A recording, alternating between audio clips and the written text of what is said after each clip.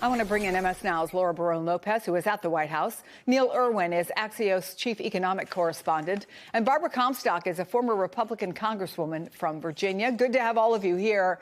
Congresswoman, what would you want to hear from the president today? Is there something he can say to convince skeptical voters that he is serious about focusing on affordability? Well, I mean, first of all, you can't call it a hoax, which unfortunately he's continued to do. And certainly the American people want him to focus on it.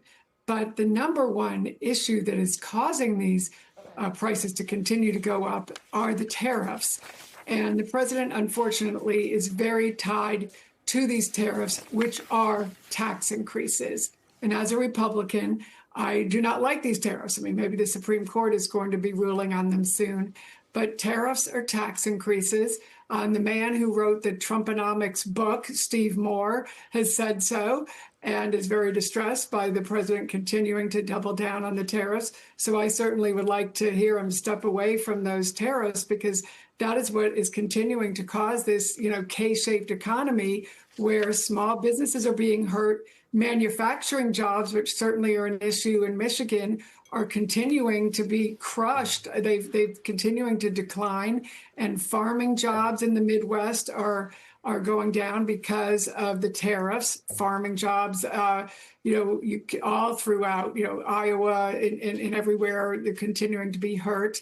And the car industry is hurt by tariffs. Canada got more jobs than we did last year. And tariffs are a big part of that. So I'd certainly like to hear him step away from those tax increase tariffs. So he's getting into the beast now. He stepped off the plane in Detroit at the airport, and he's heading over to give that speech. And we obviously just lost the feed because he got into the car. But Laura, what are we expecting to hear from the president today? So ahead of that speech at the Detroit Economic Club, Chris, the president is going to be touring a Ford factory nearby in Dearborn, Michigan, a factory that makes F-150 trucks. And it says he's trying to tout American manufacturing, all as he and the White House are very aware of the fact that on the economy, the president's polling is not good. Recent polling by AP found that 30% of Americans approved of the president's handling of the economy. That's down from about 40% earlier in the year, March. And so the president is really battling weakened job numbers as well as a lot of those affordability concerns that you mentioned, Chris. And that all comes as today there's a new consumer price report out for the month of December, and it found that that consumer prices in December were 2.7% higher than a year ago, but that's similar to the prior month, so there's some moderation there. And as you heard, the president is hoping and signaling to the Fed Chairman Jerome Powell that he'd love a beautiful rate cut in response to that consumer report. So even though inflation remains above the Federal Reserve's 2% target, this report is probably going to mean, Chris, that the Fed leaves interest rates unchanged, which would also potentially send a political signal, because as the president was talking to reporters when he was leaving the White House today, he again attacked Fed Chair Jerome Powell, who is now under investigation by the Justice Department, calling him crooked or incompetent. And despite the fact that the White House has repeatedly said that the president did not direct the Justice Department to launch this investigation, that's not exactly credible, Chris, because of the fact that the president just 2 weeks ago, in addition to a months-long campaign of criticizing Powell, but just 2 weeks ago, the president said that they were looking into a lawsuit against Powell around gross incompetence, referring to those renovations that are being made on the Fed's Washington headquarters. So again, the president has made very clear that he wanted this investigation and was talking about it just weeks ago. And now, just this past Friday, is when the Fed was served with this notice from the Justice Department, Chris. So, Neil, I noted the new poll by the Detroit News and WDIV-TV. Among the 64% of Michigan voters who said their household costs have gone up in the past year, an overwhelming 83% of them point to food and grocery prices rising the most. The president's been throwing around ideas. He's talking about capping credit card rates, buying mortgage bonds, floating the idea of giving people $2,000 checks.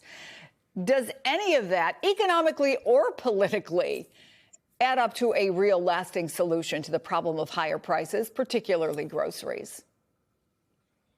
Look, the fundamental problem here is that once you do a bunch of things like tariffs that do potentially raise prices, even if the tariffs themselves aren't the reason that a certain price is up, it makes you politically liable for it. Kind of like how when the Biden administration did their massive stimulus in the beginning of 2021, we can argue until we're blue in the face how much that contributed to inflation in 2022. But the fact that they did it without, even when there were inflation warnings, meant that they owned the inflation that happened later. Trump has the same issue right now. They've done these tariffs. They've intentionally tried to restrict imports through those policies. And so, when you see higher prices at the grocery store, you may not know for sure. Is that just something happening with supply? Is that something that's due to the tariffs? But the president owns it, and that's going to be hard to overcome politically. So, Congresswoman, we did learn this week that the president actually got on the phone with his political polar opposite, I think we can say, Senator Elizabeth Warren, after she said in her big economic speech that if Trump really wanted to address prices, he'd pick up the phone. And then last night on this network, she talked about their conversation. Trump says he's going to do things on lowering costs for families, but has not delivered and hasn't even given any indication that he's trying. I'm in the car, going back to my office afterwards, phone rings, it's Donald Trump. So, I talked to him, but that's exactly what we talked about, is I talked about the importance of moving forward on lowering costs. So, look, talk is cheap. I get it. What I want to do is I want to deliver lower costs for American families. So she gives a speech, Congresswoman. She says prices are too high. She says if he wants to do something, he should talk to me. And he calls her. What do you think went on there? What first of all, why did he call her? And do you think it made any difference? No, well, listen, Donald Trump's been saying he's going to send us a $2,000 check. I get texts on that, almost every day, and none of us have gotten that for a year. We're also going to get a $5,000 DOGE check.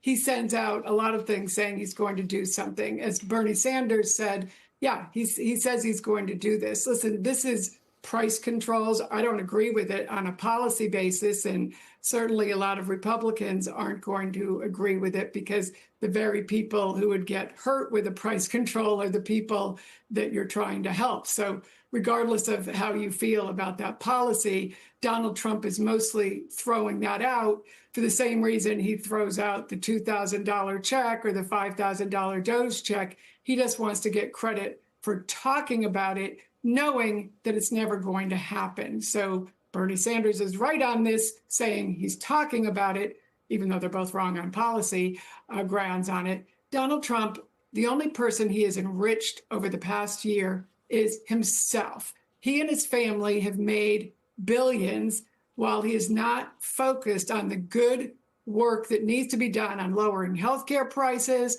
lowering food prices. His tariffs are the things that are killing our economy. And he needs to remove those, but he's so stubborn and economically illiterate, he talks about everything but the thing that would lower prices. So, Neil, one backdrop to all of this is what Laura talked about. That is the DOJ criminal investigation into Fed Chair Jerome Powell, which the Wall Street Journal editorial board today called a fiasco. If the president's goal today is to increase people's confidence in the economy, does he undermine his own argument by threatening Chairman Powell? There are a lot of Republicans out there who are saying he is not focusing on the right things. Yeah, this is really a bit of a debacle for the administration. You've seen a lot of Republicans on Capitol Hill say, look, we might have our disagreements with Jerome Powell, but we don't see anything criminal that he may have done that would warrant an investigation. As you say, the Wall Street Journal editorial page. You've seen the international central bankers all put together, sign a letter saying this is not right. And, his term's up in 4 months anyway. Powell is no longer going to be chairman this time 4 months from now in May. And, it actually counterproductively, Powell's term as a governor doesn't expire till 2028. If Powell wants to mess with Trump, he can just stick around in that governor slot and occupy a spot, keeping Trump from remaking the Fed in his image. So it really just seems like a policy and political debacle for the president. It's not even clear that he was involved in the decision to launch this. Jeanine Pirro, the U.S. attorney for the District of Columbia, seems to have done it without a lot of buy-in from the rest of the administration. So, I wouldn't be surprised if they look for a way to kind of find an off-ramp and have this thing go away.